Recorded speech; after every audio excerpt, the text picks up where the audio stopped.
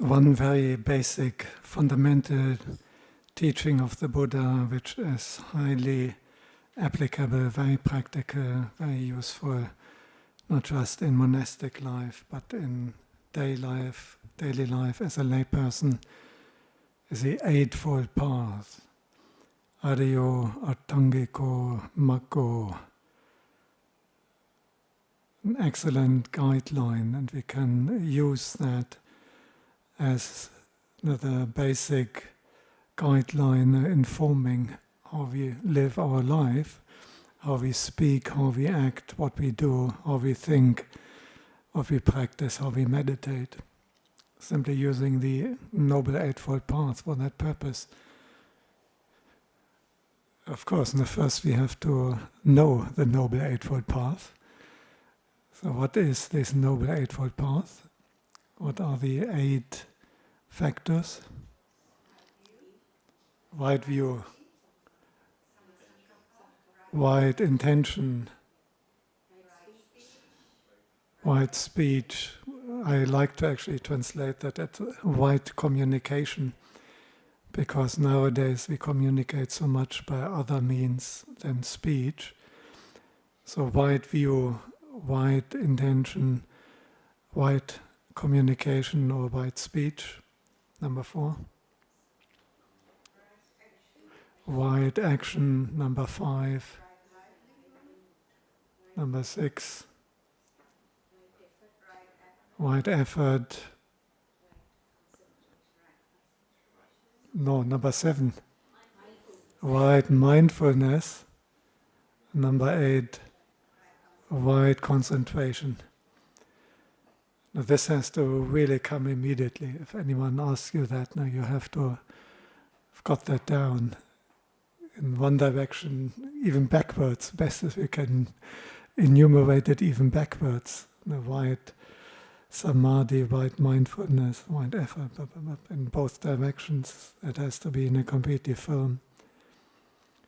So right view, right intention, right communication, right action, right livelihood, right effort, right mindfulness, right concentration, right samadhi. Okay, now it's getting more difficult. What is this right view? We talk about right view, a right conviction. You could also translate right conviction, right opinion. You could also translate as beneficial, wholesome, perfect. The Dhamma doesn't just mean right, like right and wrong. It also has that connotation of perfect, of wholesome, beneficial, and has a connotation of the leading towards the end of suffering, leading towards Nibbana. So what is that right conviction, that perfect opinion, that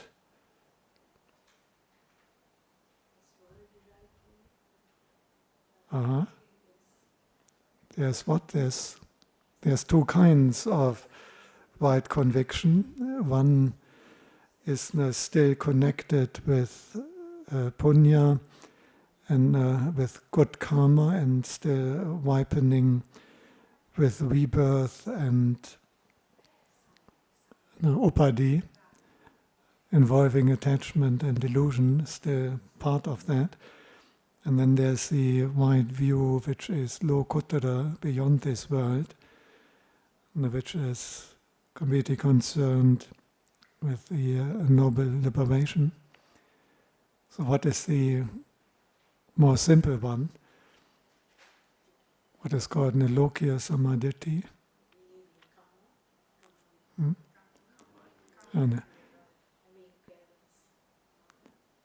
Ati dinang, ati yethang, ati hutang. Ati normally means simply there is giving, there is what is given, there is what is sacrificed, there is what is offered. There is here means not just there is, but there's meaning to that. This is special, this is meaningful.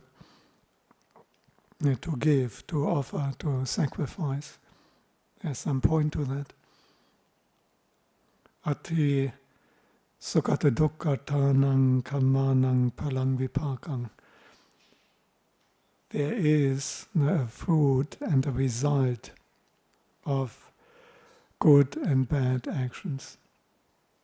There is good and bad karma, and karma has consequences. What's the consequence of bad karma? A pain and suffering, a bad rebirth, and experience of pain, suffering, disappointment. What's the result of good karma? Happy rebirth, wealth, long life, joy, happiness, safety, security, freedom from worry, and so on.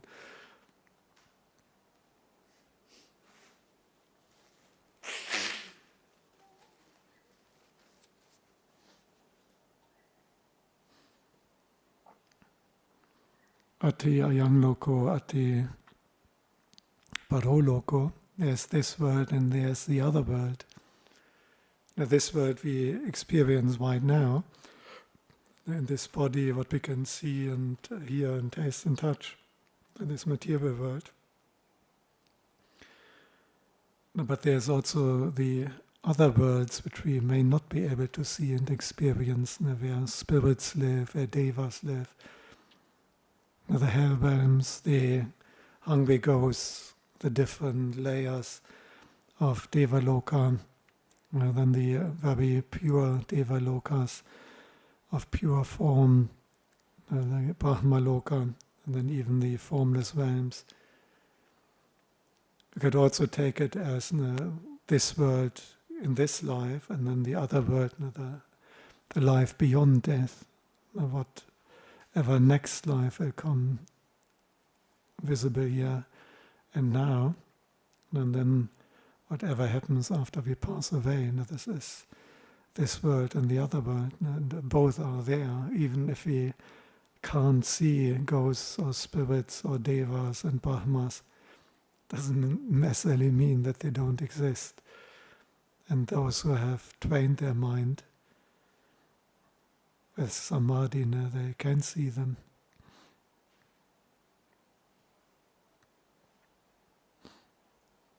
Ati mata, ati pita.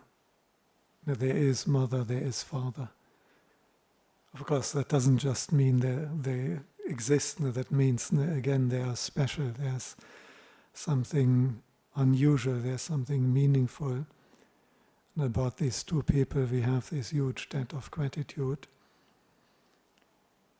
Ati samana brahmana sammagata samma patipanna.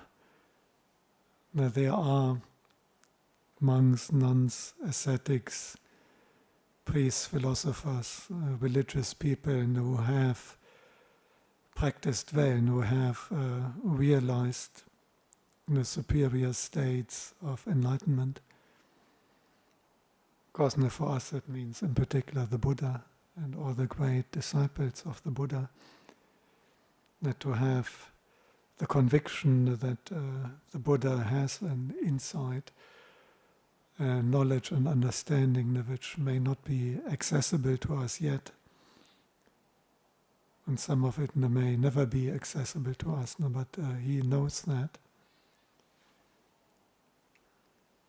Now, that is how the Buddha defines the worldly wide view, the worldly perfect conviction.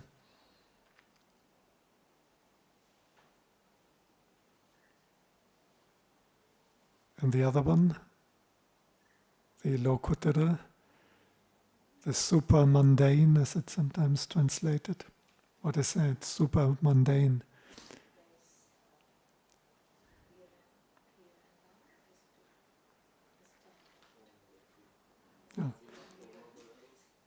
Yeah, the understanding of the Four Noble Truths, but as it represents itself, that understanding as it is experienced in the heart of the noble ones, and the Arahants and those who develop the path.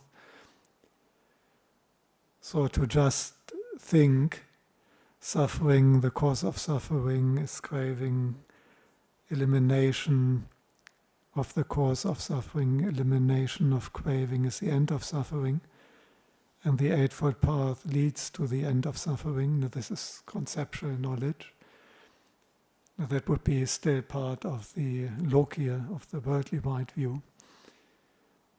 Now, under this last heading, because that is what the Buddha was teaching us, and we have conviction that he has superior insight. So we learn the conceptual teaching. But the Lokuttara, the super-mundane, the wide conviction, wide view, the Buddha described as the faculty of wisdom, as the enlightenment factor of Dhammavicaya and of understanding, investigation of Dhamma. I have a bit hay fever.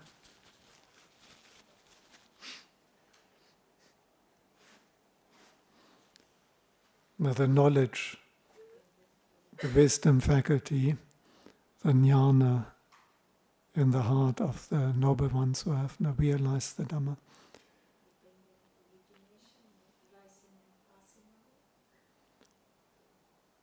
Yeah, again, if you can say so, in the dependent origination, rising and passing away of the chain of conditions. But it's not meant the conceptual part of that. Even if we can recite that avijja paccaya sankhara, sankhara paccaya vijnanam, and so on. Now, this is not what is meant here. But what is meant here is someone who has actually seen and experienced the arising of the links in their own heart. In particular, they have seen and experienced the nirodha part, the patiloma, the cessation of these links.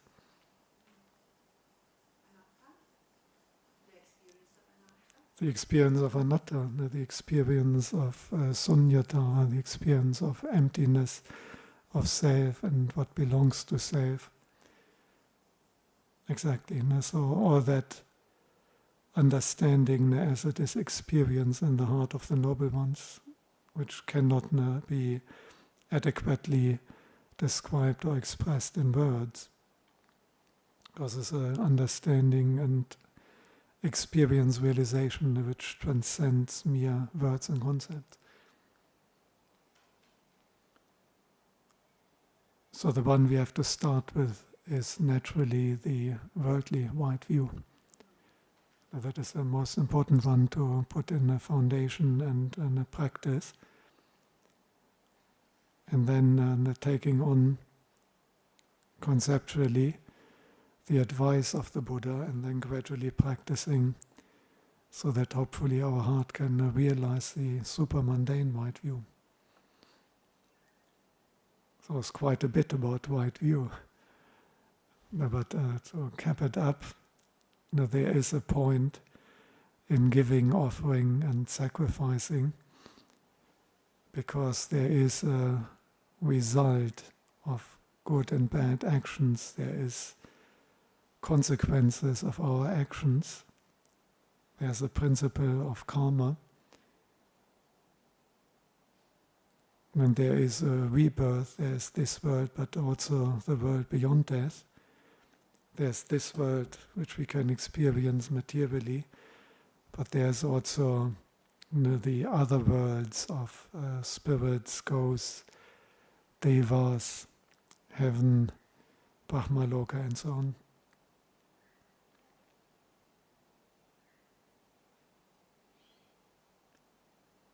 So samma sankappo, right intention. Let's start maybe with the opposite. What are the bad intentions? There are 3 of them.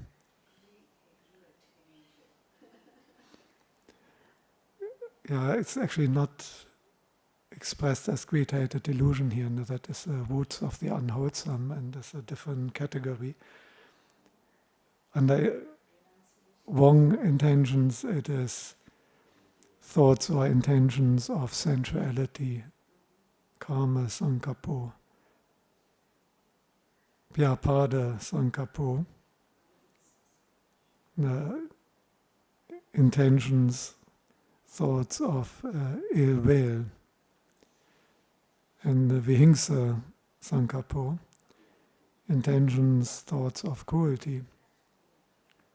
So this is the ones we want to avoid, and in particular look at the first one. That is what many people often may not like to see or may not like to remain mindfully aware of. The intentions, thoughts of sensuality is on the side of not practicing the Noble Eightfold Path. It goes away from Nibbana. This includes even those who are within the 5 precepts. So if you're sitting there, you're meditating, but all you do in your mind is thinking about the next meal and about the last meal and how nice it tasted. It may look like you are practicing meditation, but you're actually not. You're developing miccha sankappa. If you're sitting there and you may be just listening to some nice melody in your mind, almost whistling along, you're not whistle, but the melody is just running. On other forms of sensual images, movies running in your mind. And that can be one reason that people say, oh, I've been meditating for years, why am I not enlightened?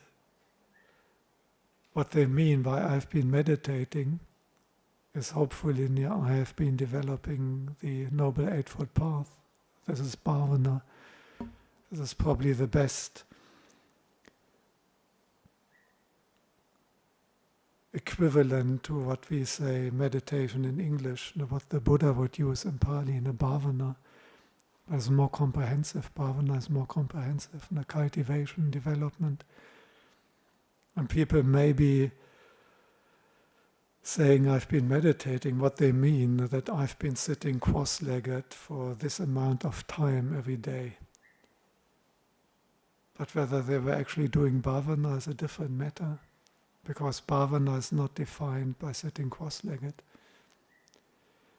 And if you sit there and you have got some sensual movie running and all these images, fantasies, or all these plans about the next cruise, and it's actually not bhāvanā in the Buddha's sense, it's the opposite. It may be developing karma sankappo, karma vitakka, sensual thoughts, sensual intentions. Now, the other ones are usually more clear, that intentions of anger, ill will, cruelty, most people acknowledge that it's not good. But even there sometimes we may be thinking we're doing bhāvanā, meditation, when in reality we're just fuming about some perceived injustice, complaining, whinging, being angry. So if you say, I meditate so many hours for so many years, where are the results? You have to first check out, were these hours really meditation in the sense of samma sankappo, of right intention, right thinking. So what are the 3 good ones, the goodies?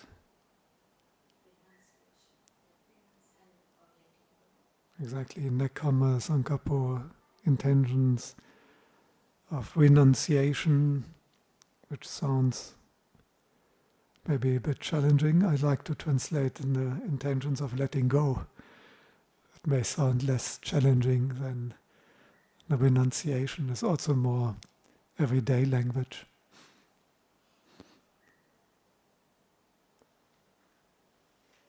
Maybe in everyday conversation, you may tell someone, just let go. You usually don't say, just practice some renunciation.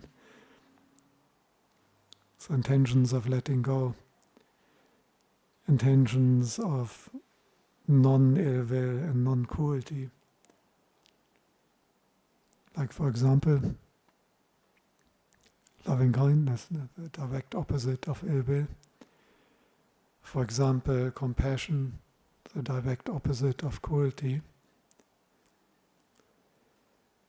But many other mind states. That's why the Buddha didn't define it as loving kindness and compassion, but he said non-ill will, non-cruelty. It's more open. Because if you have intentions, thoughts of gratitude, this is also non-ill will, non-cruelty. If you have thoughts, intentions of respect, of devotion, of equanimity, there's quite a number of mind states falling under that, even beyond metta and karuna.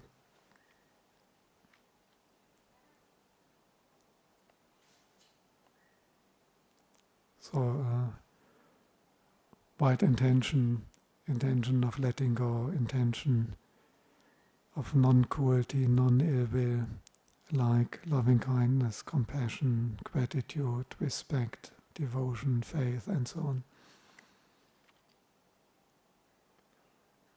Right communication, 4 factors.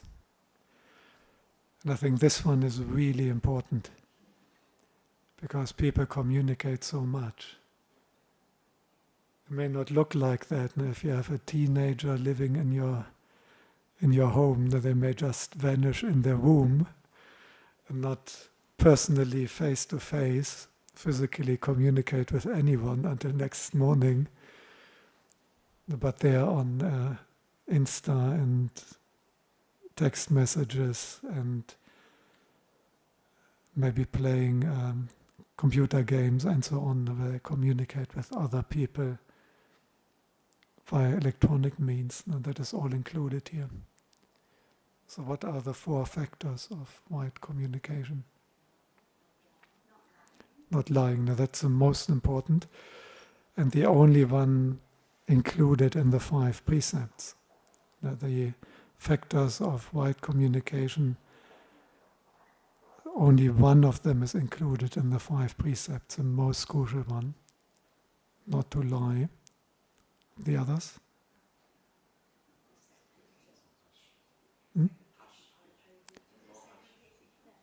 Pisuna vacha, divisive speech. What is meant by that?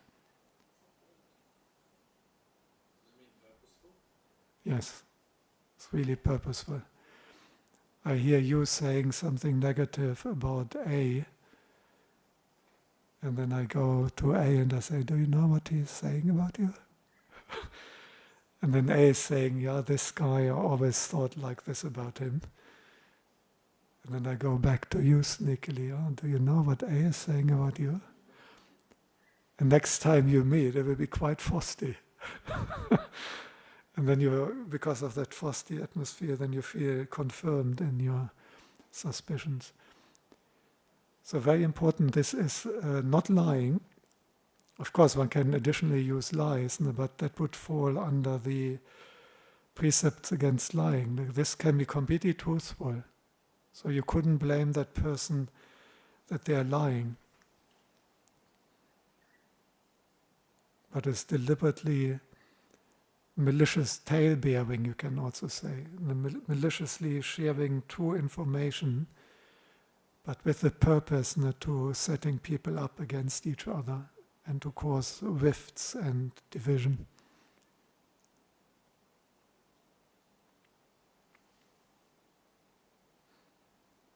Next one.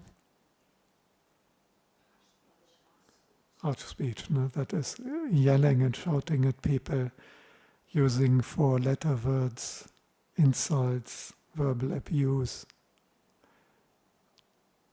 Everyone knows what is meant by that, and I don't have to give examples. After all, we are in Australia, quite famous for was this famous advertising campaign. Come to Australia. There's one for the Northern Territory. I shouldn't probably say it, but it's... Better don't say it. You and the NT. The and the NT. Okay. So not to use four-letter words, insults, verbal abuse. And the last one? Yes? Sometimes the speech doesn't have to be harsh, but sarcasm is also very harsh. This is actually a good one.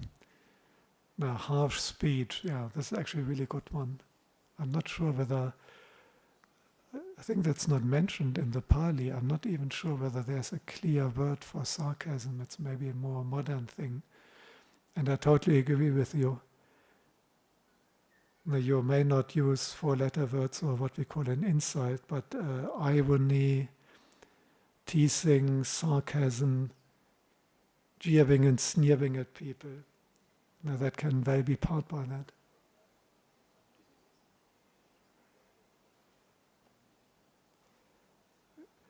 And once we are on that, sometimes not saying anything can also actually be quite insulting. If someone comes up to you, "Oh, hi, how are you?" and you just quietly turn away, that can be almost worse than an insult sometimes. So thank you for pointing that out. Now, there can be subtle forms of harsh or insulting speech. In particular, irony and sarcasm, cynicism is very strong in our society, and that can be very hurtful. And the last one, in Pali it's called sampapalapa. Exactly, even if you're not a Pali scholar, you can maybe translate sampapalapa, blah blah blah. Now, idle speech, idle chatter, and chewing someone's ears off. And blah blah blah. Did you hear that she said that she met him, and then he had heard that she had said that he had done this because he heard of him that she said that? Oh dear, what does it matter? Ne?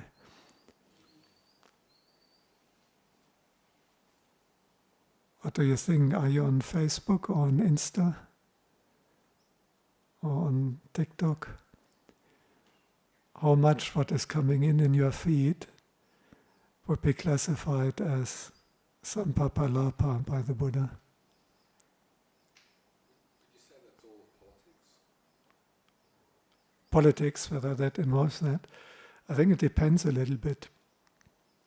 And I think one reason the Buddha didn't include 3 of the factors of right speech in the 5 precepts, that it can be extremely difficult to 100% decide what is the dividing line there. And for example, if you want to vote, so you may want to inform you a little bit what are the options, or even if you not vote, but if you want to maybe even go on a demonstration or express your political opinion in other ways or be politically effective, you may want to talk about it to some extent. But I think a lot of it nowadays would clearly fall under this completely useless stuff. A lot of it has nothing to do with the politics they are intending to enact anyhow. It's usually just empty promises. I once read in ancient Rome for these senatorial campaigns, it was a convention that they should never talk about what they're going to do, because everyone knows that they promise you the moon, they can promise you anything, and once they're in power, they're not going to do it. So apparently they had a convention that they would only talk about things they have done in the past, because that can possibly be verified. It's already difficult. And if one person has done the opposite of what they're promising you now, then I wouldn't expect them to fulfill these promises. But if a person has consistently 50, 60 years in their life acted in a certain manner, this is about the best prediction you have that they're likely to continue acting similar. I think this is a good guideline for the politics. I wouldn't even show any interest for whatever they promise you. I think it's completely useless. But look at what they've been doing before. It will give you a much better idea of what you're going to get when they are in power. So it depends also what you are, and if you are actually in politics professionally, it's different from a person who is not involved professionally, and then for a monk or a nun it's different again. For monks or nuns we shouldn't be talking about it at all, basically. So this is, I think, the reason the Buddha didn't include in the 5 precepts. It's so hard to say. Another thing is polite conversation. When you meet someone, you talk a little bit about the weather, how are you doing, how are your kids, how is your wife, your husband, and things like that. Even if it's quite superficial and you don't want their file about all their sicknesses read out to you when you ask how you're doing, but this is meant to put people at ease. So and again, the dividing line there, what is polite conversation to be friendly, and where does it start to become idle chatter and quite difficult. So you have to use your wisdom faculty as guideline and mindfulness, how much politics can still be justified as the opposite of idle chatter. What's the opposite of idle chatter? Yeah. Discussion with intent. Exactly. Connected with the goal of progressing on the Eightfold Path, of becoming enlightened, connected with a meaningful speech, rational, logical, concern about the welfare of other beings.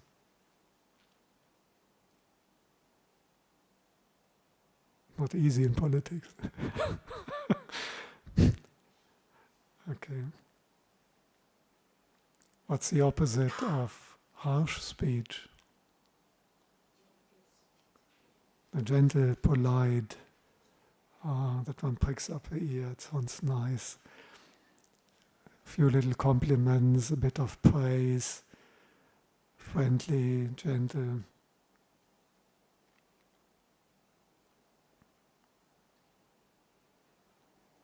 Gosh, we are only at number 3 still, out of 8. You have to forge ahead.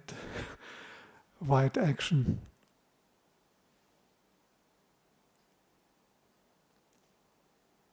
As first and foremost, keeping the precepts connected with action. And not to kill, not to steal, not to commit adultery, sensual misconduct. And interestingly, in the 5 precepts, alcohol is always included. In these definitions, to abstain from alcohol is interestingly sometimes not included, but anyway, the teaching is clear. If you want to practice the right action, we will not support that by taking alcohol. So to that, and you already get the guidelines for right action. If we abstain from killing, we also do our best to abstain from harming. And ideally, we do the opposite. We act to increase other beings' health and longevity and welfare.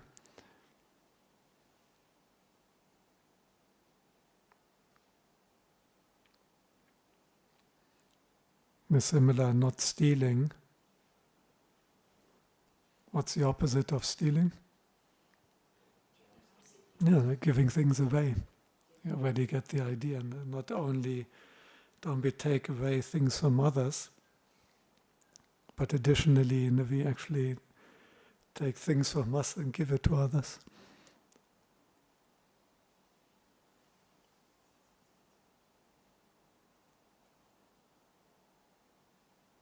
And even with abstaining from alcohol and intoxicants, you can push that further in the positive side as well, and to be always sober, to maintain a sense of sobriety, mindfulness, awareness, diligence, heedfulness, the opposing qualities to intoxication.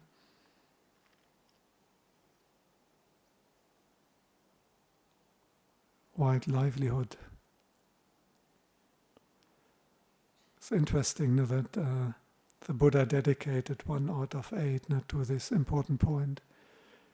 In particular in lay life, it's so important. Yeah, there's these satta monks much visse, and not to say weapons, arms, guns, not to say poison, like champagne and whiskey. Poison. But also obviously in other poisons. Not to trade animals in ways that they get killed and slaughtered and harmed. It's actually already cutting out a lot, because the arms industry is quite strong. And if you want to purify your livelihood, one has to keep out of these areas. And not only drinking alcohol, but providing it to others, selling it, serving it. That would all compromise our livelihood if we earn our money in that way.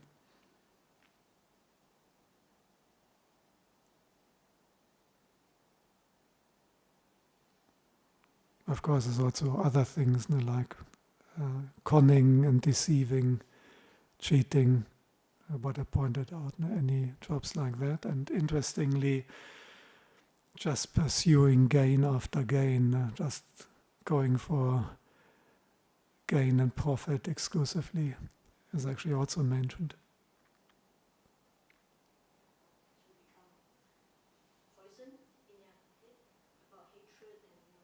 Exactly. So if you're a paid propagandist, whether it's an influencer, whether it's mainstream media running a war propaganda campaign, all of that means that we have wrong livelihood. Now the crucial one is this overlap between right communication, right action, and right livelihood. And sometimes people make a form of wrong communication or wrong action into their livelihood. And then it's particularly harmful because you tend to do it a lot and regularly and with lots of energy and possibly for decades. This is why it's so important that we have a livelihood where we can keep the precepts and where we also can develop a wholesome communication. Exactly. And what you said, poisoning people's mind, that can be a form of divisive communication. It can also be idle chatter, and it can be lying and harsh speech, and often it's all together. All of these aspects are there. And again, good to point that out, because we have this huge leverage. Even in pre-industrial societies, rumors could spread amazingly fast, but it's still no comparison. If you put something out which is actually a form of divisive speech, which is actually encouraging war or atrocities, which is actually spreading falsehood or propaganda lies and so on, and that goes viral, and you can potentially influence millions of people, and the karma is very powerful.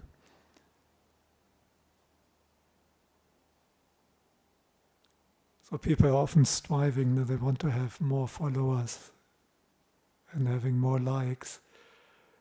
But the more followers you have, the more careful you have to be. Because if you are getting your YouTube 1 million, I got this golden thing sender from YouTube, and then you're maybe so happy, but you have to be so careful then how you communicate in terms of Dhamma.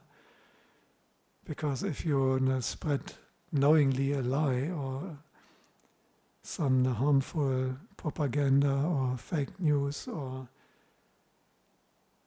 encouragement for hurting and harming and so on, and it affects millions of people, it's quite severe karma.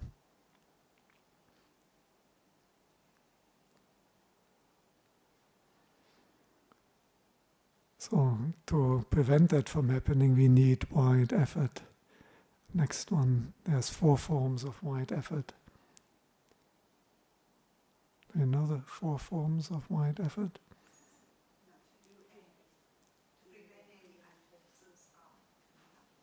Exactly. Unwholesome. Now we are actually moving more into the internal activity. The communication, action, and livelihood was more concerned with our actions and speech going out. But now the Buddha directs us back inside where that all arises originally from. And the first wide effort is to really strive to apply one's mind, to put forth effort to energetically strive to prevent unwholesome states which are not yet there from arising. Nip it in the bud. Have you heard that? Nip it in the bud. For example, you can go to YouTube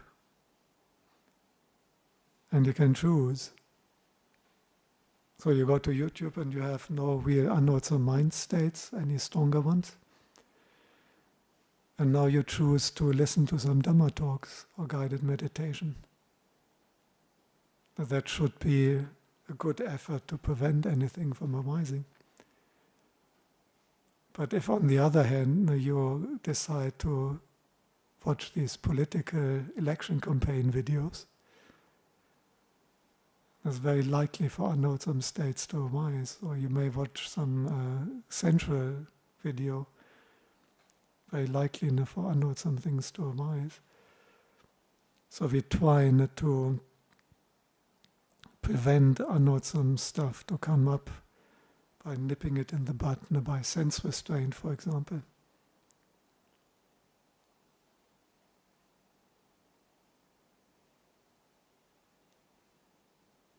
Going out to the monastery compared going to the shopping center for a few hours. What is more effective in preventing unwholesome states from arising? Second one. Second wide effort. Exactly.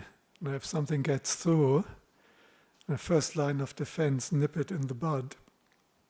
Prevent any unwholesome stuff like anger, sensual desire from arising in the first place. If it's come through, make a real effort to abandon it. For example, you notice you've get a bit irritated, feeling angry. What's the way of abandoning that? Loving kindness. Yeah? The other day I tried to be angry on purpose. Couldn't be done. Yeah, that's a nice idea, trying to figure out, and in this way you understand the causality there. Where does it come from? It's not just an act of willpower as causes and conditions. And the causes and conditions are not there, and you cannot just will to be angry. Exactly. There's still two more wide efforts.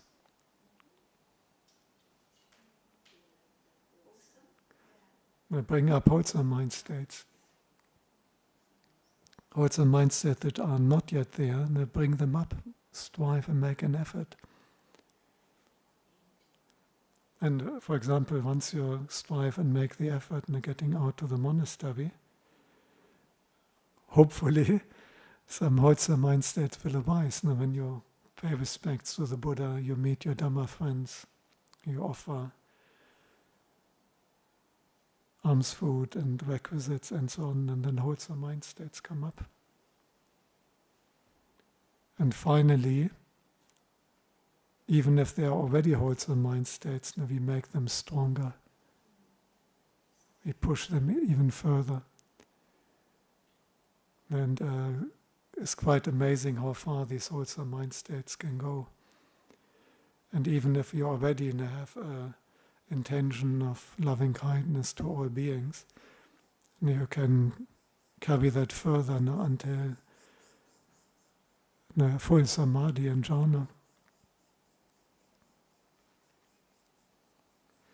I could say much more, but I have to push a little bit ahead. Still two more, the wide mindfulness. I mean, there's this famous statement by the Buddha where he says, if he had 4 disciples of supreme wisdom and knowledge, and all 4 would interview the Buddha on wide mindfulness on the 4 Satipatthana, and they're asking questions continuously, except when they have to eat, drink, or sleep and go to toilet, but all the other time they ask continuously. After 100 years questioning the Buddha would not yet have exhausted his knowledge of the 4 Satipatthana. So we will not be able to go into too much details now. But what is the basics here? Basic wide mindfulness. The 4 Satipatthana. What are the 4?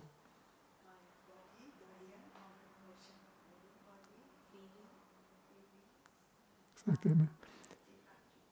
Kaye kayanupassi viharati atapi sampajano satima vinayaloke abhicca domanasang. The contemplating the body as body, ardent, atapi, ardent, sampajano, fully aware, clearly comprehending, satima, mindful, vinayaloke abhicca domanasang, having overcome or put aside covetousness and grief regarding the world, which implies already a good foundation in sense restraint and in weakening the 5 hindrances. Already a internal distancing from sensuality and anger, irritation, and the 5 hindrances is required to successfully do that. And then the same for feelings, pleasant, unpleasant, neutral. The same for mind states. And the same for Dhamma, the teaching of the Buddha, organizing one's experience according to the criteria the Buddha pointed out.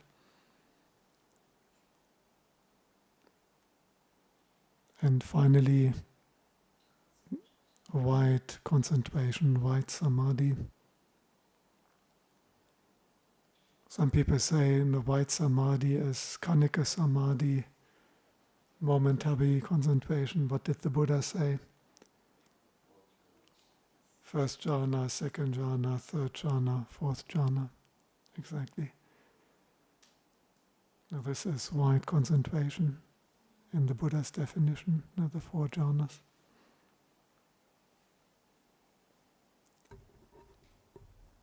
So my apologies, just when we get to the really juicy stuff, sati and samadhi,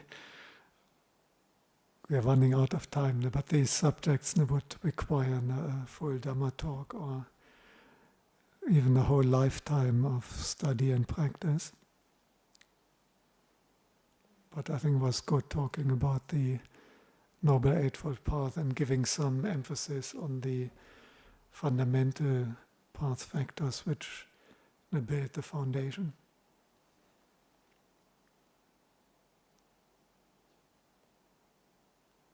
Any comments, questions on that?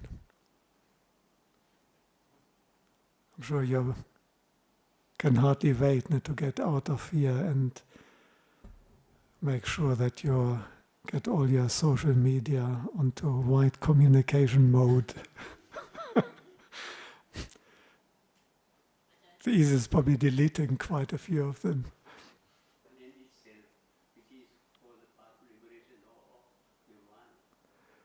Okay, is power of now, being in the presence, is it a means to get to some end, or is it the end in itself?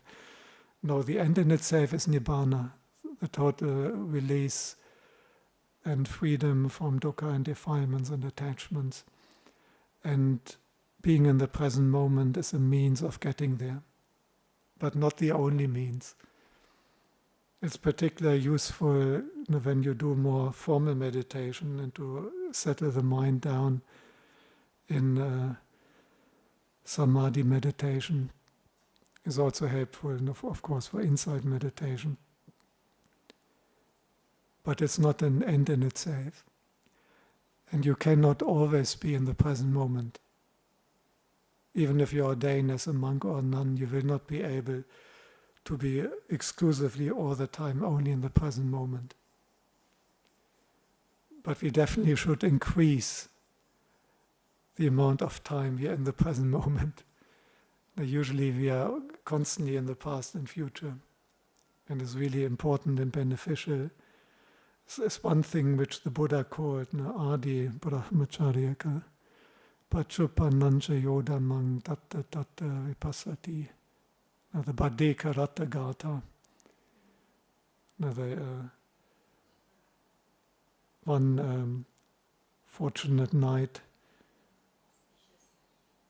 one auspicious night. This is called, is a very basic, fundamental quality in developing bhāvanā, in particular samadhi and vipassana, to establish oneself in the here and now. But it's clearly a means, it's not the final end. And don't think that you could get to the final end exclusively by being in the present moment. No, more has to happen. You can also be in the present moment when people go on a wave and they're dancing ecstatically under drugs. They can be very much in the present moment. That's one reason why people like ecstasy and drugs, because it gives them this present moment experience, but not in a wholesome way. So, present moment alone is not enough. You have to qualify it further. Now, some people are really in the present moment when they eat. And you try to talk to them, they're quite concentrated, they may not even hear you. Or when they watch the cricket, Sri Lanka against Australia in the Cricket World Cup final, and they're glued and they're right there in the present moment. But it's not in a wholesome way. So present moment is a means, it's not an end. And it's not the only means. It has to be connected with the whole Eightfold Path. And then it's particularly useful for developing Samma Sati and Samma Samadhi. For these path factors, it is very important to have a grounding in present moment awareness. Thanks for that question. Yeah. Okay. I'd better let you go. Thank you for your patience.